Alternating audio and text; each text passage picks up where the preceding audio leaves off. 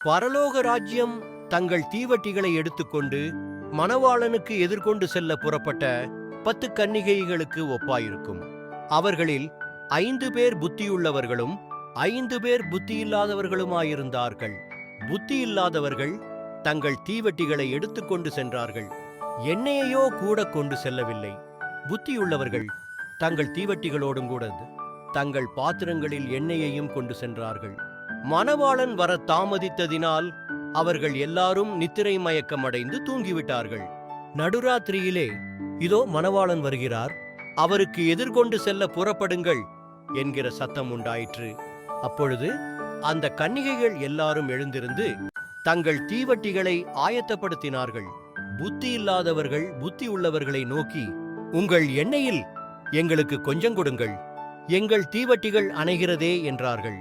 புத்தியுள்ளவர்கள் பிரதியுத்தரமாக, அப்படியல்ல, எங்களுக்கும் உங்களுக்கும் பற்றாக்குறை வராதபடி நீங்கள் விற்கிறவர்களிடத்திற் சென்று உங்களுக்காக வாங்கிக் கொள்ளுங்கள் என்றார்கள்.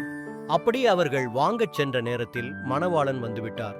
ஆயத்தமாயிருந்தவர்கள் அவரோடைய கூட கலியாண வீட்டுக்குள் பிரவேசித்தார்கள். கதவும் அடைக்கப்பட்டது. பின்பு மற்ற கன்னிகைகளும் வந்து, ஆண்டவரே, எங்களுக்கு திறக்க வேண்டும் என்றார்கள். அதற்கு அவர், உங்களை அறியேன் என்று மெய்யாகவே உங்களுக்குச் சொல்லுகிறேன் என்றார்.